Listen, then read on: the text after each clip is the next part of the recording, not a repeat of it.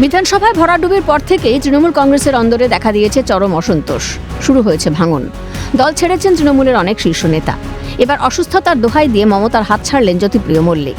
মমতা বন্দ্যোপাধ্যায়কে দেওয়া চিঠিতে তিনি লেখেন, দীর্ঘদিন যাবৎ আমি শারীরিক অসুস্থতায় ভুগছি। আমার 350-এর ওপর সুগার, কিডনিও খারাপ হয়ে গিয়েছে। বর্তমানে চিকিৎসকদের পরামর্শে আমার সম্পূর্ণ বিশ্রামের প্রয়োজন এবং কোনো প্রকার মানসিক ও শারীরিক চাপ নেওয়া সম্ভব নয়। এমতাবস্থায় দলের জাতীয় কর্মসমিতির সদস্য পদের দায়িত্ব পালনে অব্যাহতি চেয়ে নিলাম। বস্তুত গত শনিবারই জ্যোতিপ্রিয়কে দলের কর্মসমিতির সদস্য করেছিল তৃণমূল। এক সপ্তাহ কাটতে না কাটতেই নেত্রীর হাত ছাড়লেন তৃণমূলের প্রথম দিকের সৈনিক জ্যোতিপ্রিয়। কটাক্ষ ছুড়ে দিয়ে বিজেপি বিধায়ক সজল ঘোষ বলেন, এটা অত্যন্ত স্বাভাবিক ঘটনা, শুধু হলো একটু দেরিতে। একটা শীর্ষস্থানীয় চোর বলুন, চাল চোর বালু বলুন, মানুষ সহজে চিনতে পারবে, রেকগনাইজ করতে সুবিধা হবে। আর অমলেট হতে চাইছে না বলে ছেড়ে দিচ্ছে, এটা তো হওয়ারই ছিল। ওরা যে এখনো 1.5 মাস ভোটের রেজাল্ট বেরোনোর পর এখনো যে ওদের নিয়ে আলোচনা হচ্ছে, এটাই কি যথেষ্ট নয়?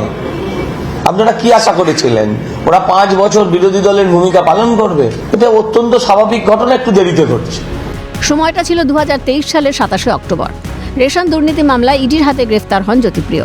2025-এর শুরুর দিকে জামিনে মুক্তি পেলেও মন্ত্রিসভা থেকে সরিয়ে দিয়েছিলেন মমতা বন্দ্যোপাধ্যায়। তারপরেও নেত্রীর প্রিয় পাত্র ছিলেন বালু। 2026-এর নির্বাচনে হাবড়া বিধানসভা থেকে ভোটেও লড়েন জ্যোতিপ্রিয়। তার মাথায় দুর্নীতির অভিযোগ থাকা সত্ত্বেও মঞ্চে দাঁড়িয়ে কুৎসা অপপ্রচারে কান না দেওয়ার জন্য অনুরোধ জানান মমতা বন্দ্যোপাধ্যায়।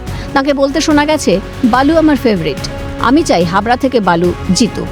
বালু আমার ফেভারিট ক্যান্ডিডেট। কারো কথা শুনে, কুৎসা শুনে, অপপ্রচার শুনে ভোট দেবেন না।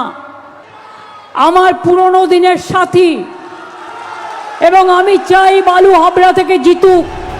কথায় বলে, সময় যখন খারাপ যায় তখন নিজের ছায়াও সঙ্গ ছেড়ে দেয়। কার্যত সেই অবস্থাই হয়েছে মমতা বন্দ্যোপাধ্যায়ের। তার অত্যন্ত ঘনিষ্ঠদের মধ্যে প্রথম সারিতেই নাম রয়েছে জ্যোতিপ্রিয় মল্লিকের। 1998 সালে তৃণমূলের প্রতিষ্ঠা লগ্ন থেকেই ছিলেন দলের সঙ্গে। মমতার লড়াইয়ের দীর্ঘদিনের সৈনিক সেই বালু এবার হাত ছাড়লেন মমতার। তবে বনমন্ত্রী ও প্রাক্তন খাদ্যমন্ত্রী হিসেবে দীর্ঘ রাজনৈতিক কেরিয়ারের অধিকারী এই নেতার এই সিদ্ধান্তে ইতিমধ্যে জলঘোলা হতে শুরু করেছে। নিছকে শারীরিক অসুস্থতা নাকি দুর্নীতির দায় এড়ানোর কৌশলী চাল? প্রশ্ন তুলছে রাজনীতিকদের একাংশ। খালিদ জামালের রিপোর্ট, ক্যালকাটা নিউজ।